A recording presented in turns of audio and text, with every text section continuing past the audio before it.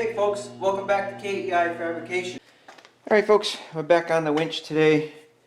This was the original solenoid that came with this, and when I used it on my trailer, it almost seems like it had some sort of thermal switch that shut it off way before the winch was ever starting to work hard. So I ordered another one,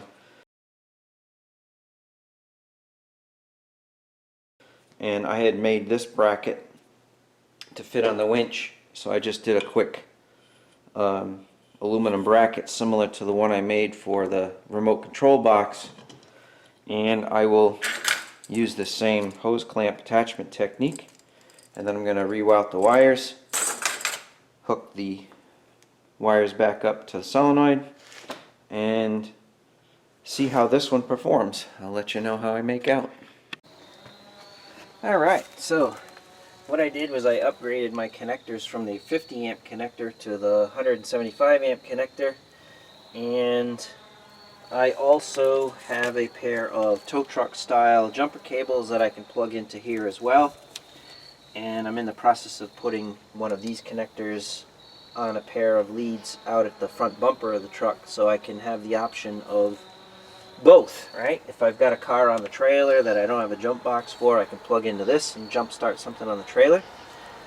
Or regardless of how the situation is in a parking lot, even if I need a jump start, doesn't matter if they come towards the rear of the truck or the front of the truck.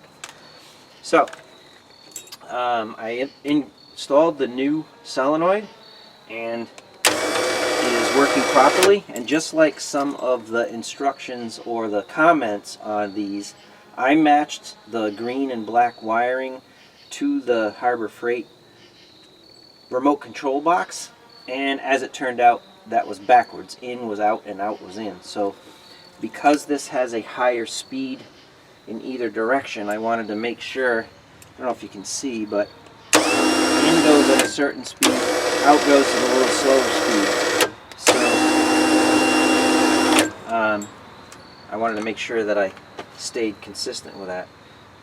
The whole point of going through this exercise was to increase the thermal capacity for the switch inside, so when the winch gets warm, it opens up a contact and stops the winch from working. When it cools off, it takes off again.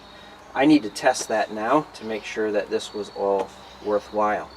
So I'm going to rig something up so I can test that.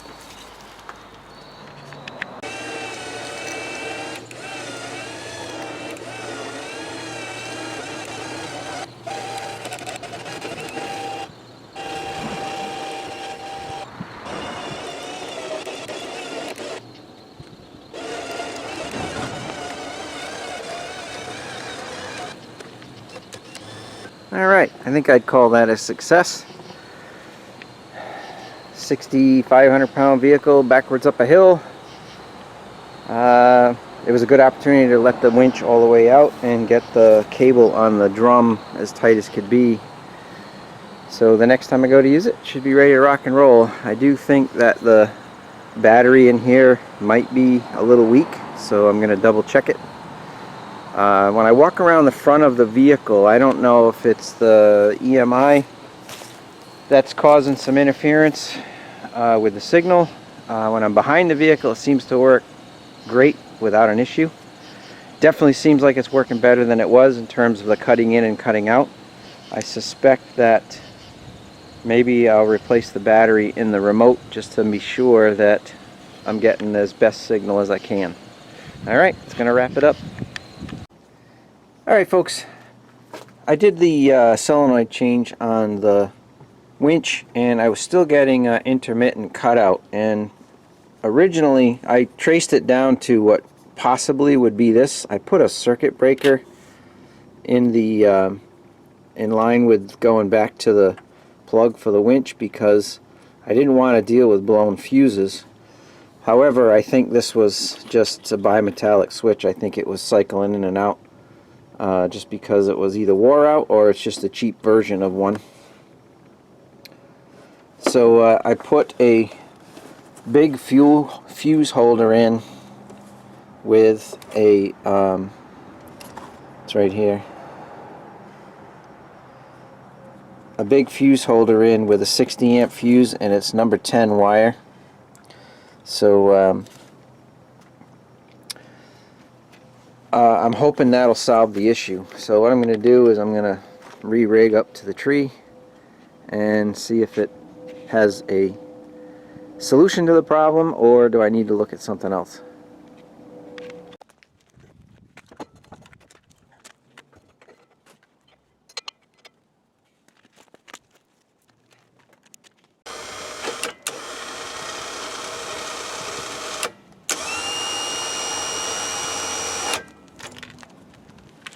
So far so good, but it's not under load.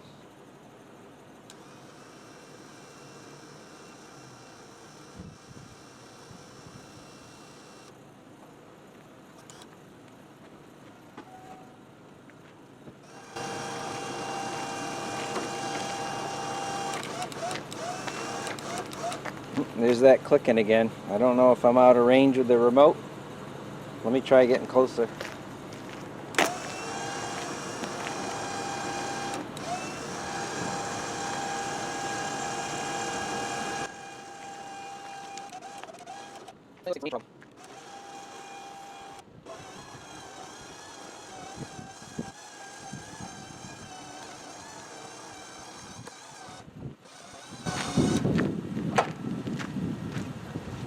Well, I really like the way it's performing, other than the range problem. I did change the battery in the remote, and I don't know, it seems like it's good for about 20 feet, so maybe that's something they have to work on.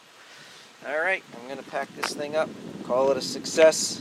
Just know that I have to be within 20 feet of the winch when I'm using the remote.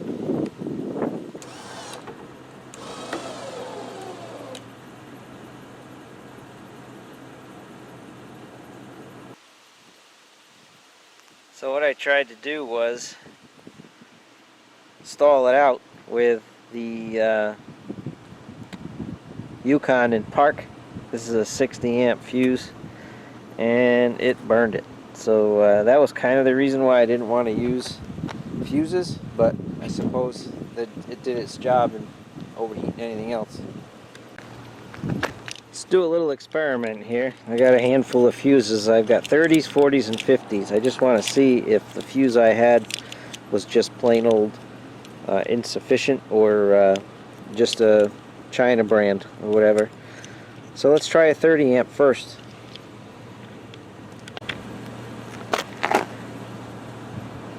There's a 30 amper. Smoke. I got a 50 amper in there now. Let's see what happens. Oop, I heard it pop. But it definitely pulled for a longer period of time. The tires are almost ready to start skidding. So anyway, I guess I'll just have to rely on the fuses to protect the system. So let me know what you think in the comments. If you're with me this long, obviously you found it entertaining or interesting. So give me a thumbs up and the like button if you would, please. Thanks again. We'll see you in the next video.